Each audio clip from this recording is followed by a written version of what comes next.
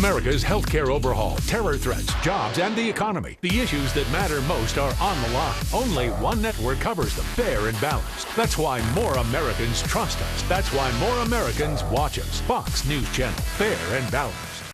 Only a more civil and honest public discourse can help us face up to the challenges of our nation. I do believe there is hope for civility. I do believe there's hope for progress. I hope that we will continue to engage each other with the spirit of civility and seriousness that has brought us this far. I still believe we can replace acrimony with civility and gridlock with progress. Now, while the president, who you just heard there, has repeatedly called for more civility in American politics, the millennials we've assembled tonight behind me, well, they've grown up at a time when incivility, well, that's pretty much taken center stage. Let's take a look. Was he thinking about that when he voted originally to shut down the government? He was prepared to sacrifice the local economy. He was prepared to sacrifice the towns around Yosemite when he was on a jihad against American citizens getting access to health care. We are for cutting spending. We're for reforming our tax code. We're for reforming our entitlements. What we're not for is negotiating with people who have a bomb strapped to their chest. We're not going to bow to Tea Party anarchists who deny the mere fact that Obamacare is the law. We will not bow to Tea Party anarchists who refuse to accept the Supreme Court ruled Obamacare to be constitutional. This is playing with fire. Legislative arsonists are at work when they start using the debt limit for their own agenda. A few moments ago, you were saying that it's time for Republicans to get serious about the budget. You used the word serious a few times. How does it help you get serious? How does it help you get a deal? If you're calling Republicans extortionists and terrorists, how does it help? I think they are attempting to extort the American people in many ways and the economy in order to get their partisan objectives. All right, here to offer some solutions on how, if it's possible, can we restore civility in Washington and beyond. Our millennials are back. I want somebody who supports Obama. Raise your hand. Okay, in the back. Hi. What's your name? Joelle. All right, here's my question for you.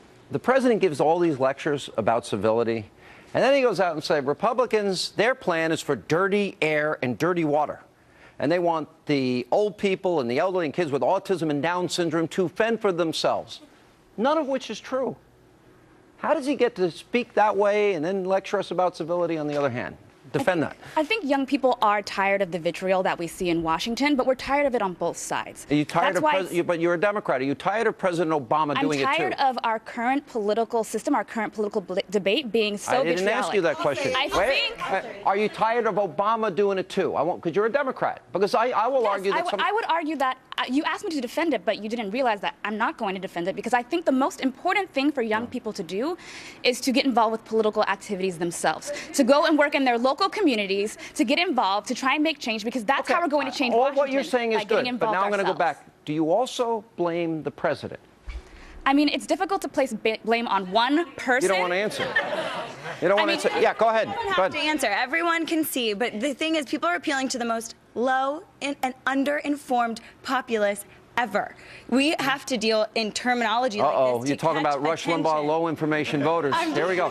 Go ahead. Yeah, you win. Yeah. The ad hominem is not just unpleasant. It's distracting. Serious issues should be treated seriously. Yeah. And when you're calling names, you're not treating the issues seriously. I agree with that. And you would rather have more substantive. Yeah, hi. And not only are we, within the White House, we're calling names to each other.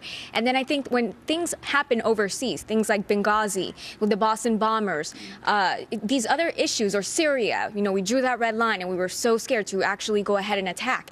We are so violent against each other and hostile, yet when these other people outside of America bring in these issues, we're scared to call them by what they are, whether they're terrorists or whatever. That bothers me a lot. Yeah, so we're so hostile to each other, yet when these other countries come in the picture, we don't take care of that. Go ahead, jump in. To be honest, I think that you have to realize that for the past 4 years, Obama's been facing one of the most obstructionist Congresses in the history of the U.S. Now, I think that's a real problem. He's not a leader. Didn't the American people voted for divided government? Isn't the way? Didn't our founders and framers? Didn't they see this, and didn't they structure government to be that way? Right, you've been Mr. Quiet over there. Go ahead. Well, I've been Mr. Quiet because I don't support either party, outright. What we study is generational trends. No, we study generational trends. And the thing that I think is missing and frankly offensive to me in this conversation overall is that we've characterized millennials as unemployed, not having insurance, moving back home, all this mess. No, wait, that's not fair. Because what we did was we gave you the statistics of real-life America and how things have gotten worse and not better. But let me give you the rest of the statistics, because this is what we study. What we see is this big generation breaking apart. It's called a dislocation. And what we're seeing is two different generations within it. You have one group that is graduating, getting jobs, getting married, having kids, doing all this stuff, taking on a profile and a trajectory that is traditional, just 3 to 5 years delayed. And then you have a whole other group that may or may not have graduated school. We don't know yet. But they are still underemployed or unemployed and waiting for some handout or somebody to come save them, or they're blaming everybody else. And what's fascinating is within this generation, as it breaks apart, these two groups stop identifying with each other, and it's creating rifts in companies, and it's creating rifts in communities, and it's creating rifts in the own generation. The reality is we've never had a situation before. I think of my father. My father grew up really dirt poor. And I think my grandparents came here at the turn of the last century.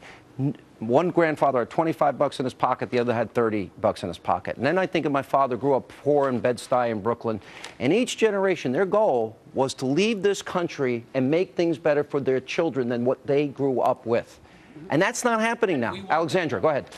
There's a huge emphasis, I think, in the media placed on negative stereotypes associated with the GOP brand, and that's what we at College Republicans seek to fix with younger voters. But, I mean, if you even look at the stage tonight, the word obstructionist was used against our party. It's like a talking point. Yeah, multiple times. And what we actually find is that in our research that we did, that there's, while the Republican Party brand does not fare as well with young people, neither does the Democratic brand.